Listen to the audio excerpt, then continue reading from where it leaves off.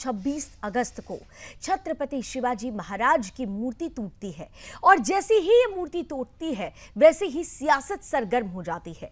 महाराष्ट्र क्योंकि चुनावी राज्य है, इस साल के अंत तक इस राज्य में चुनाव होना है, इसलिए छत्रपति शिवाजी महाराज के नाम पर सियासत और वोट बैंक को साधने का आधार भी तैयार किया जाना शुरू कर दिया गया है। हालांकि इन सब के बीच में प्रधानमंत्री नरेंद्र मोदी पहले ही ये कह चुके हैं, माफी मांग चुके हैं सर झुकाकर कि छत्रपति शिवाजी महाराज हमारे लिए, देश के लिए गौरव है, हमारे आराध्य हैं और उनसे अगर उनकी मूर्ति टूटने पर अगर महाराष्ट्र वासियों से और छत्रपति शिवाजी महाराज से माफी मांगनी पड़े तो बार बार माफी मांगेंगे। प्रधानमंत्री काफी भावुक भी नजर आए थे इस दौरान जब वो छत्रपति शिवाजी महाराज से हाथ जोड़कर माफी मांग रहे थे। बावजूद इसके महाविकास आघाड़ी अब भी इस मसले को जिंदा रखना चाहती है। वो माफी को नाकाफी मानती है क्योंकि सियासत सरगर्म करनी है। 288 विधानसभा सीटों वाले इस राज्य में इस वक्त अगर मुद्दा बना हुआ है तो वो महाराज के अपमान का है। क्या वाकई महाविकास आघाड़ी छत्रपति शिवाजी महाराज के अपमान से आहत है या छत्रपति शिवाजी महाराज को मुद्दा बनाकर इस बार अपने वोटों को सेट करना चाहती है? महाराज पर यह महासंग्राम क्या कहता है, आज इसी पर करेंगे खुलकर बहस। मेरे साथ कुछ ही देर में जुड़ेंगे आज के खास अतिथि, कराऊंगी उनसे आपका परिचय, लेकिन सबसे पहले आज की ये टीजर रिपोर्ट। अंत में महाराष्ट्र विधानसभा के चुनाव होने हैं, लेकिन इससे पहले शिवाजी महाराज की प्रतिमा गिरने को लेकर राज्य में सियासत तेज हो गई है। मूर्ति गिरने के बाद विपक्षी दल महाराष्ट्र सरकार पर आरोप लगा रहे हैं। इसी बीच शिवाजी महाराज की प्रतिमा टूटने के विरोध में महाविकास आघाड़ी ने जूता मारो आंदोलन निकाला है। आंदोलन में शरद पवार और उद्धव भी शामिल हुए। वहीं कांग्रेस के प्रदेश अध्यक्ष नाना पटोले समेत सभी प्रमुख नेता इस आंदोलन का हिस्सा बने। उधर भाजपा नेता और महाराष्ट्र के डेप्यूटी सीएम देवेंद्र फडणवीस ने कहा है कि शिवाजी महाराज की प्रतिमा ढहने की घटना पर किसी को राजनीति नहीं करनी चाहिए। हालांकि इस पूरे मामले पर महाराष्ट्र के उप मुख्यमंत्री अजित पवार, साथ ही मुख्यमंत्री एकनाथ शिंदे ने भी माफी मांगी है। बीते दिन प्रधानमंत्री नरेंद्र मोदी ने भी राज्य की जनता से माफी मांगी है। पिछले दिनों सिंधुदुर्ग में जो हुआ, मेरे लिए, मेरे सभी साथियों के लिए छत्रपति शिवाजी महाराज ये सिर्फ नाम नहीं है।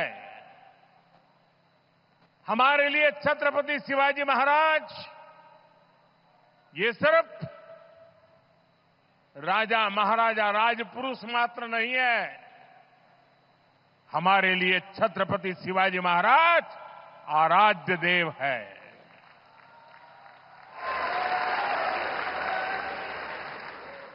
और मैं आज सर झुका करके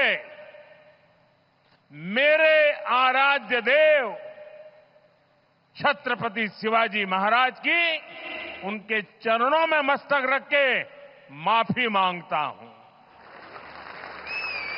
और ये हमारे संस्कार है कि इस धरती पर आते ही आज मैंने पहला काम मेरे आराध्य देव छत्रपति शिवाजी महाराज में उनके चरणों में सर झुका करके क्षमा मांगने का कर रहा हूं।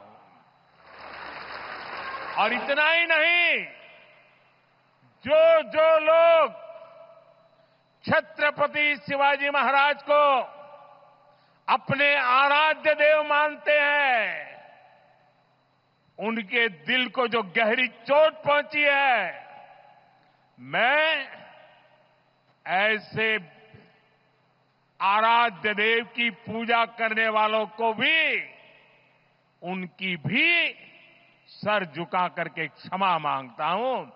मेरे संस्कार अलग है। हमारे लिए हमारे आराध्य देव से बड़ा कुछ नहीं होता है। उन्होंने आगे कहा, हमारे संस्कार अलग हैं। हम वो लोग नहीं हैं जो आए दिन भारत माँ के महान सपूत इस धरती के लाल वीर सावरकर को अनाप शनाप बोलते हैं, अपमानित करते हैं, देशभक्तों की भावनाओं को कुचलते हैं। प्रधानमंत्री ने कहा कि वो लोग वीर सावरकर को अपशब्द कहने के बाद भी माफी मांगने को तैयार नहीं है, उनको पश्चाताप नहीं होता है। महाराष्ट्र की जनता उनके संस्कारों को अब जान गई है, लेकिन विपक्ष इसके बाद भी अपनी राजनीति चमकाने का कोई मौका नहीं छोड़ रहा है। आणि मुद्दामून आज आपल्या मनातला संताप व्यक्त करण्यासाठी आपण हे जे काही ठिकाण निवडलेले आहे, छत्रपती शिवाजी महाराज आहेत आणि गेटवे ऑफ इंडिया म्हणजे आपल्या देशाचं प्रवेशद्वार, आज याच इथे छत्रपती शिवाजी महाराजांच्या साक्षीने हे जे शिवद्रोही सरकार आपल्या महाराष्ट्रामध्ये बेकायदेशीररित्या घटनाबाह्य पद्धतीने बसलेलं आहे, त्यांना आपण सांगितलं पाहिजे की get out of India, get out of India. आणि म्हणूनच आम्ही इथे जमलेलो आहोत. जिसकी वजह से मामला और गर्मा गया है.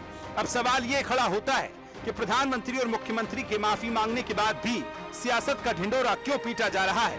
हैरानी की बात यह है कि शिवाजी की मूर्ति पर हंगामा करने वाला विपक्ष बांग्लादेश में इतने सारे मंदिर तोड़े जाने के बाद उस पर कोई आक्रोश नहीं दिखाता है. ये विपक्ष की नीति पर एक संदेह खड़ा करता है. Bureau report, Sudarshan news.